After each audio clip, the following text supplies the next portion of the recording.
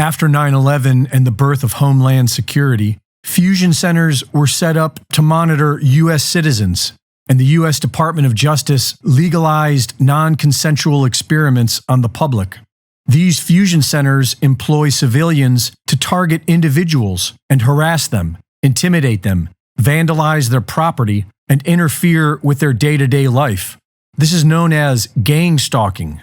Former high-ranking FBI agent Ted Gunderson reported in 2011 that himself and thousands of others were being targeted. FBI agent Mike German confirmed this as well.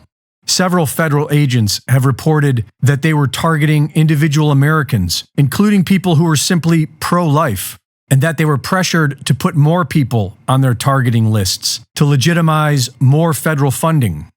These Homeland Security fusion centers are able to put any American citizen on the terrorist watch list without any reason or due process. In 2012, NSA whistleblower William Binney reported that the feds are conducting comprehensive surveillance on nearly every U.S. citizen and targeting whomever they please. In 2014, Glenn Greenwald exposed the methods used to target individuals, such as hacking into people's social media accounts, posing as that person, and contacting their friends and coworkers. TargetedJustice.com is currently working on suing the federal government for targeting individual U.S. citizens with different high-tech weapons, including directed energy weapons. The Havana Syndrome, when diplomats in Cuba were attacked with directed energy weapons, was not an isolated event. There are thousands of individuals who claim to be under this same sort of attack, and they have the scars to prove it. As far back as 1976, the technology to remotely alter brainwaves has existed, including voice-to-skull technology that allows the government to directly transmit voices into people's brains. As bad as all this is, it is likely to get much worse.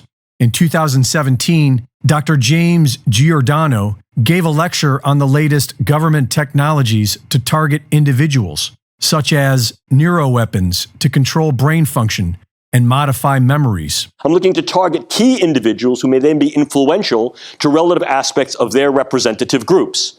I can affect individuals' brain functions in a variety of different ways, both positively and negatively, by engaging or disengaging nodes and networks of the brain that therefore affect their cognitions, emotions, and ultimately their behaviors. Something my colleague Jamie Canton likes to play with an awful lot is the idea of specialized neural operations.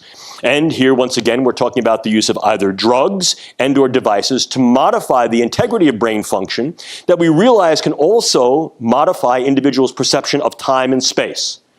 We talked earlier about how these may be used in interrogation scenarios, and this too may be used against key individuals to be able to modify their perception of time, their perception of what occurred and what did not, memory modification, etc.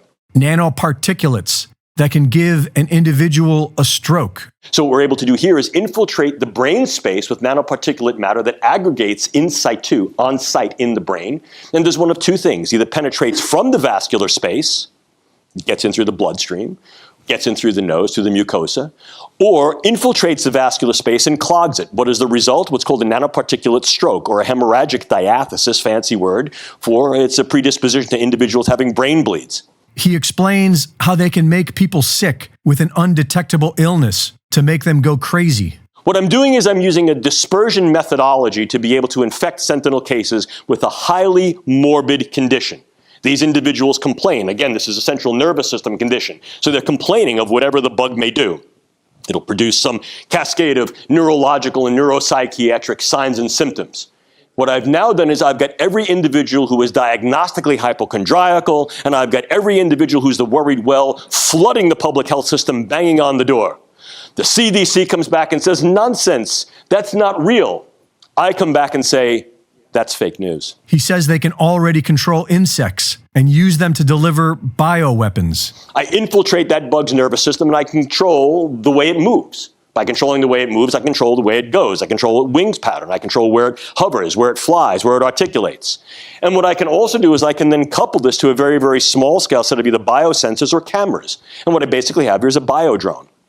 I can go one step further on. I can also impregnate that individual organism, with a very small-scale weaponizable delivery mode. In other words, if I'm using a very, very small-scale bioweapon, such as a very potent organotoxin, or the delivery of a very small level of microbes that we know can either replicate and infect, or is genetically modified to have a very, very high morbidity effect, I can then utilize this not only as a reconnaissance drone, but also as an infiltrative weaponizable drone that can then deliver some payload. Reporting for InfoWars, this is Greg